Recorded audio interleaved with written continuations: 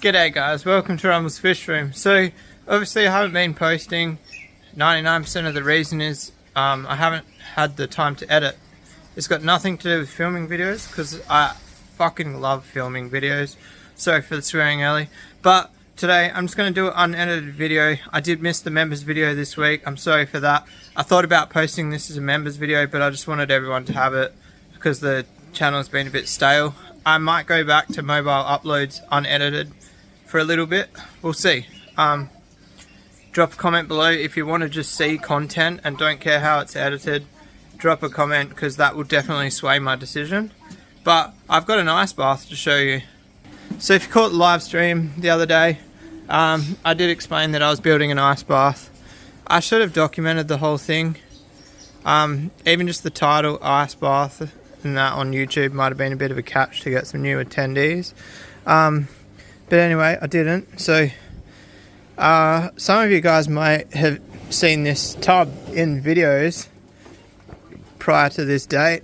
So if you look inside here, the lid isn't mounted yet. Wow, it's crystal clear. That's pretty cool. So 100mm freezer panel. Funny story. This might be a little bit of a long video because I'm just going to explain everything. I organised freezer panel enough to build what we've got exactly here, or Cooper's grown heaps, and ignore the leaves because I blew out the gutters during the rain the other night. So cool room panel. I tried to get some cool room panel. Basically, I was kind of in a hurry for no reason at all to get it because it's middle of winter, so it's keeping temperature without the cool room panel.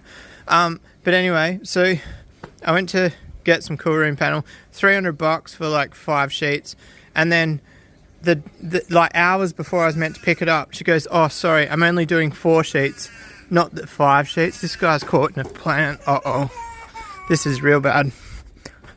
You right, buddy?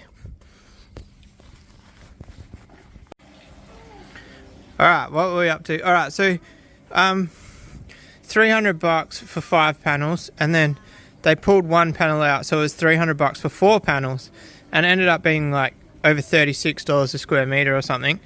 And I was like, no, you can't do that. Literally, I had the cash. I was on my way to pick it up almost. And then I went to the salvage yard. I said no. I just told them to get screwed.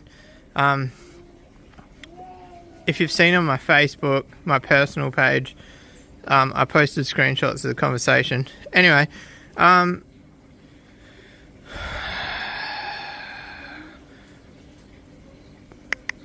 oh yeah, so I went to salvage yard near my work, literally on my way home, $300 in my back pocket.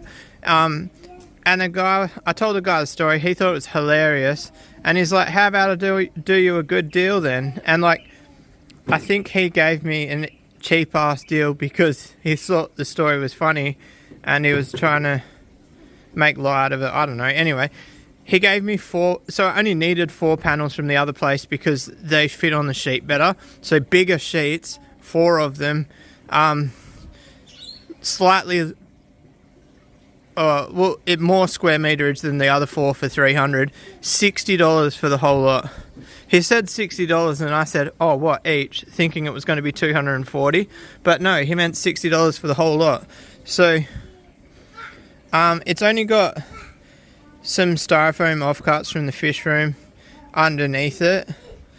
In summer, if I'm struggling to make temperature, I'll consider emptying it and putting a cool room panel underneath. Drop a comment what do you reckon of that.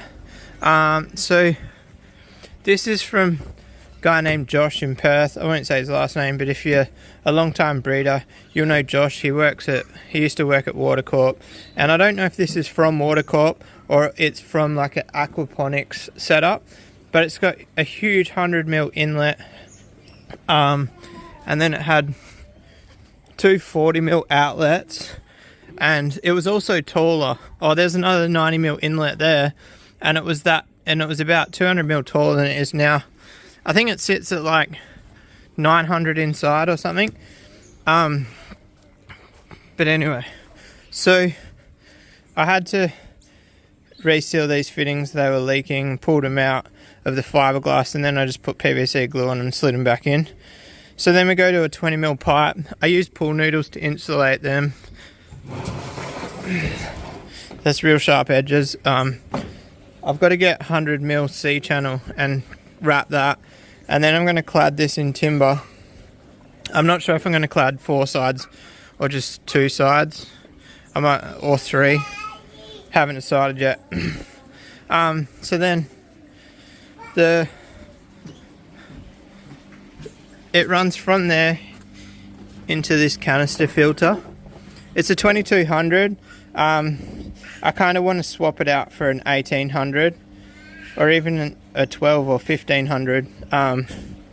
Also, I need to get a better condition esky than this. I might put a call out on my Facebook. I wouldn't mind that same esky, but just not falling apart. And it runs out of that filter. It's only got like 1 sponge and 1 white matting in there. It's still got like the bio balls that come with it, but obviously there's no biofiltration here. At the moment it's just tap water. I may run chlorine in it, I'm not sure. So old mate's been asleep. Oi, what's wrong? He like won't ride the bike on the paving. He insists on riding it on the grass. Now he's gonna fall. He's gonna hurt himself, Shreddy. It's running into a chiller. So this chiller here is 150 watts. It's only a baby. So it's holding 7 degrees in winter.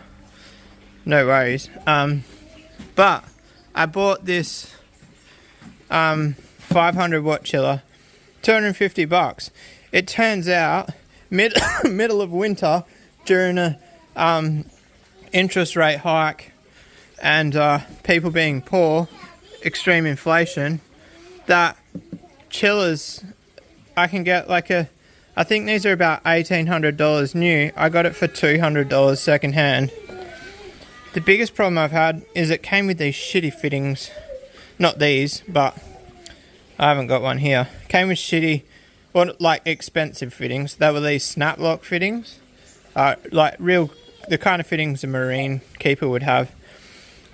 Anyway, so I took the marine fittings off, and then I just put like the BSP 25mm PVC, or not PVC, poly pipe fittings on there. Anyway, they leaked like a sieve. All of the seals here were broken. So anyway, I pissed that off. I put new rubber seals in here. They're actually from a toilet. And then when I went to put these back on, the BSP fitting that I had shoved on these actually squashed the threads on the pipes. So I ended up putting electrical tape on the threads and tightening them on. They've got an O-ring in them. They've got hydro seal. So the O-ring, they're tight. I wouldn't go undoing them and doing them back up.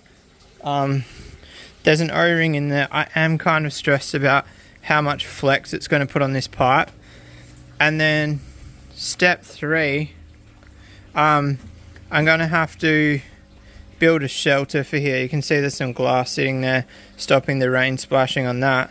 But this one seems way more susceptible to water, because when I had this one set up, it was tripping the power because it had water in it. It's actually on at the moment. Hey, where's your water bottle? Wait, careful.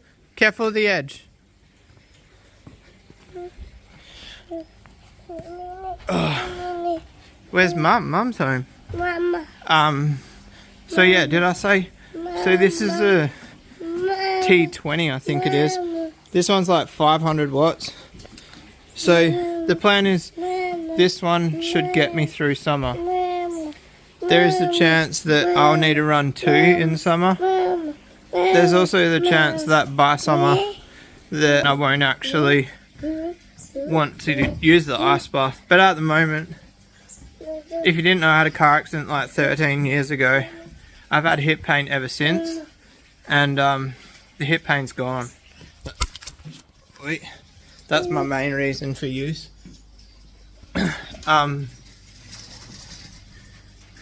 I feel like I have heaps more energy, like heaps more.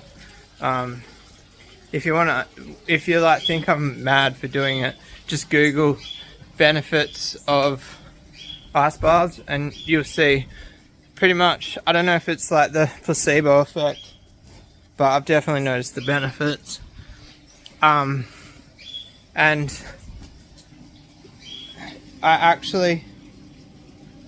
actually decided to start using the ice bath at the gym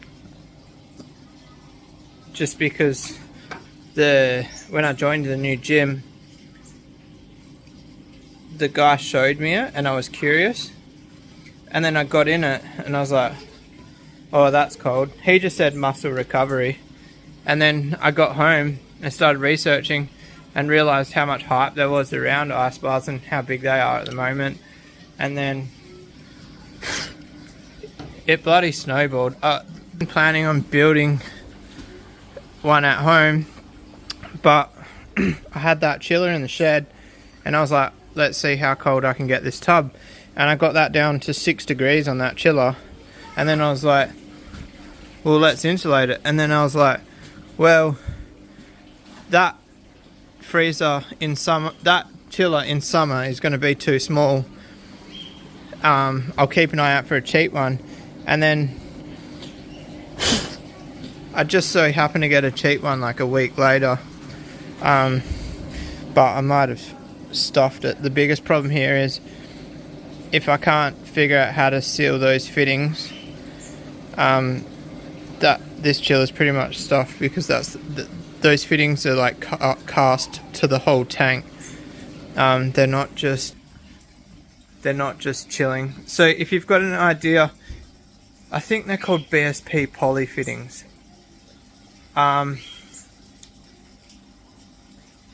Hopefully it doesn't leak. If it does leak, drop a comment of any suggestion on how I can seal it better. Obviously I've got electrical tape in there at the moment and that does feel like they're pretty tight, but I definitely wouldn't mind improving on that. Obviously electrical tape might start sliding up over time.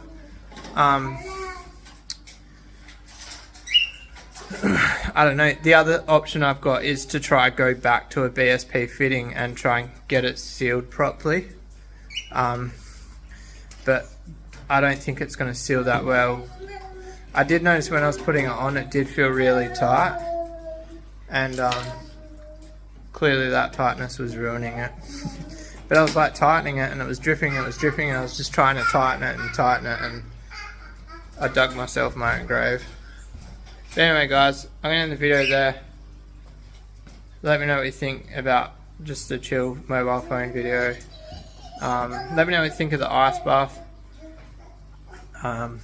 Obviously, I guess if you make this far in the video, I'll just tell you the budget. So I've probably spent $100 in fitting.